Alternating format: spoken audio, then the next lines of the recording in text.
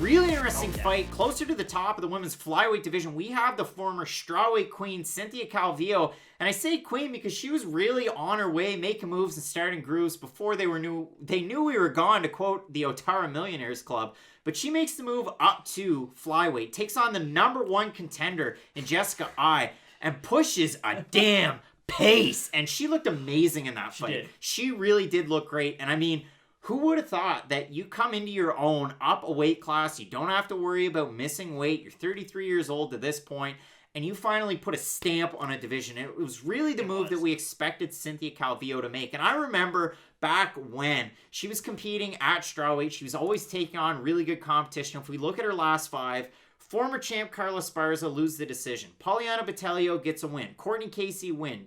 Decision, majority decision against Marina Rodriguez, and then the fight against Jessica Eye.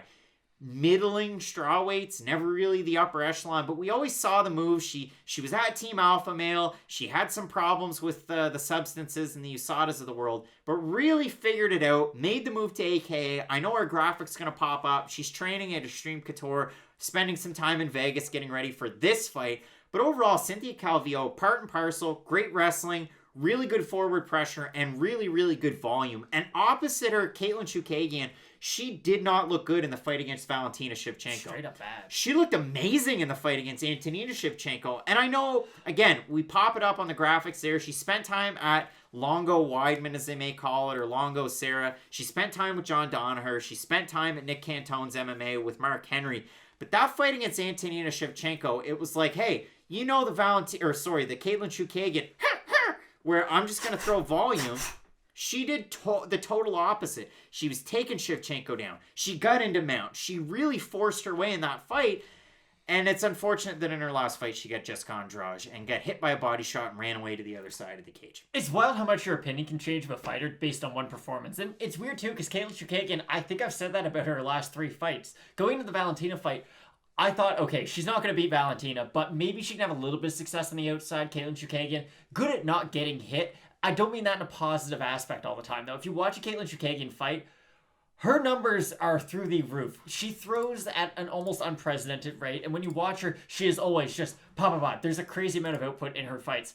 She doesn't always land, though. They might consider landed strikes. There's a lot of landing on the hands, though, and that's the weird thing about Chookagian's game. It's not that she's hacked the judges, but she's kind of figured out that, okay, if I just throw a lot, and even if I'm not landing clean to the body or landing clean to the head, just my volume can start to win rounds. I know I've started to talk about this a little bit more, and a lot of this is because of Katlyn Chookagian. You can go back and watch some of her fights, and you thought, well, you could have given that to her opponent. But then when you really think about it, you're like, okay, well, who is the more aggressive and who is throwing more shots? Well, Katlyn Chookagian almost always answers that question. In the Antonina fight, we did see a different approach. She took a much more grappling-heavy game plan. Now, you have to assume she decided to do that because of the Muay Thai background of Shevchenko, but I didn't expect her to look that good on the ground. Now, maybe that's speaking to, maybe Antonina's not phenomenal on the ground, but still, I thought she more than dominated that fight. It was a really impressive performance. If Katlyn Chookagian 2 weeks ago didn't lose to Jessica Andrade, I would have a very easy time picking her in this fight. I would. I know Cynthia Calvillo looked good against Jessica Eye, but the problem is Jessica is a very stationary target. You can land shots on her, and her boxing it's not crazy predictable, but if you are a decent striker, you can land shots on her. Katlyn Chookagian never has her feet planted at any moment of the fight. She's always whipping out they're kind of probing attacks because you know that she's not throwing them to really get a lot of damage off, but when she is whipping the jab out, whipping those front kicks, staying on her bike, she's very frustrating to deal with, and she can force you to run into shots. Now, I am curious to see if Katlyn Chookagian can actually have a fight where she implements both game plans, where we don't just see the wrestling from her and we don't just see the striking from her. If she can go out in this fight and start, landing good combinations, keeping Calvillo chasing her, and then maybe go for a takedown of her own just to keep Calvillo, keep her thinking, I'd be like, well, great. That sounds like the Katlyn Chookagian who was going to fight Valentina Shevchenko. Then Jessica Andrade showed up to the 125-pound division and said, all right, guys, this is fun and all. I used to fight at 135, pretty good at 115, former champ. Let's try this out. It turns out Jessica Andrade, pretty good 125-pounder. Finished Katlyn Chookagian in the first round. I don't think we can take a lot from that performance. I really don't. I know a lot of people are going to put a lot of stock into it. The difference between a body shot and a headshot is if Katlyn Chookagian got remember when Jessica Andrade knocked out Karolina Kowalkiewicz and just sent her to the shadow realm? You shouldn't fight 2 weeks after you get hit by something like that. With a body shot, it's not positive. Your organs don't like getting bruised, but it won't have the long-term lasting effects that I think a lot of people will. So I think we are going to get a fairly good version of Chookagian in this. I don't think it's just her trying to get a quick turnaround, trying to get that bad taste of the loss out of her mouth. I think we're going to get a very game fight out of both these two. I like a lot from the underdog, but Cynthia Calvillo's grappling is absolutely phenomenal, and she's really been able to prove that in every one of her UFC fights. And the thing that I like out of Cynthia Calvillo and that I like out of Katlyn Chookagian, not afraid to train at some different gyms. True. So for Cynthia Calvillo, you have the wrestling, the team alpha male background. You know you're going to get the Darren the Damage Elkins. You're going to get the Chad Mendez's of the world. You can gain from that. You move to AKA.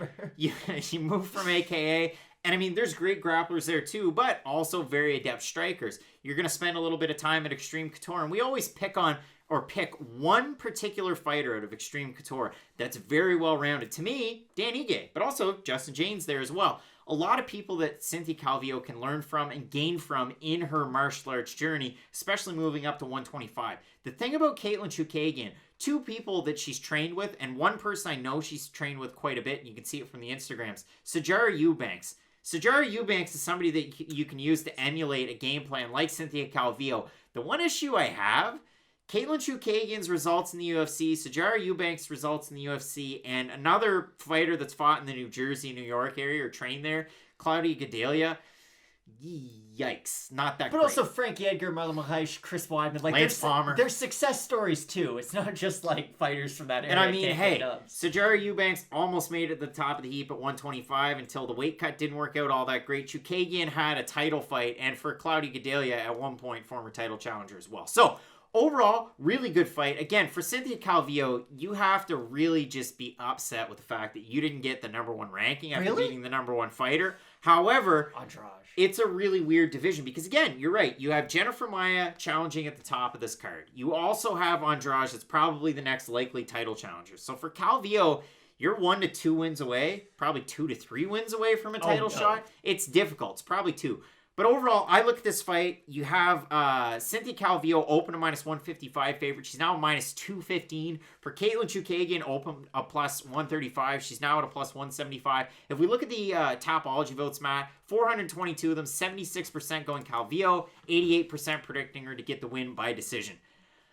I also agree with the odds makers and the Tapology voters. Cynthia Calvillo put on a great game plan against a fighter that's somewhat similar to Jessica Eye in Katlyn Chookagian. Katlyn Chookagian isn't just a striker. We saw that out of her performance in Antonina Shevchenko. But if you really want to boil it down into 2 things, Calvillo has extremely good wrestling. Chookagian has very good volume striking. I like Calvillo's game plan in this one to just push a pace, get on top. We saw her do it in 5 rounds against I think she can do it in 3 rounds against Chookagian. So I can't disagree with anything Craig said, and I'm sure a lot of you probably know where I'm going with this. I am going to pick Katlyn Chookagian. I don't like the performance against Andrade. It left a lot to be desired. But what's one thing Katlyn Chookagian can do? She knows how to win rounds. And Cynthia Calvillo beat a Jessica Eye who had missed weight right before, and Jessica Eye just looked underwhelming in that fight. Maybe Cynthia Calvillo goes out here, double legs Katlyn Chookagian to the ground, and chokes her out. I wouldn't be surprised. It could happen in the first minute, but I do think the long-range attacks of Katlyn Chookagian are going to frustrate Cynthia Calvillo. She has a very boxing-heavy attack, and the kicks of Chookagian are going to be a real issue for her because she's not going to be able to get into range for a lot of her stand-up. Now,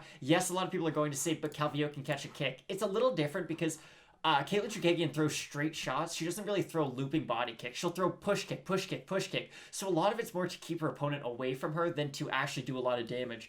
So Katlyn Chookagian, not that she's going to win the fight, but she will get the decision. And I think that Katlyn Chookagian is probably going to win this one by decision. Oh boy, Matt. So I'm going with Katlyn Chookagian. No, I'm just kidding. You're going with Katlyn Chookagian. I'm going with Cynthia Calvillo, and I really like Calvillo in this fight, and it's a great card. Word, Craig. In our co-main event, we've got a title fight in this division. Valentina Shevchenko defending her belt against Jennifer Maia. In the main event, Deiveson Figueiredo and Alex Perez. So keep it locked in with Fight Night Picks, Matt, as we always say. Let's get into it.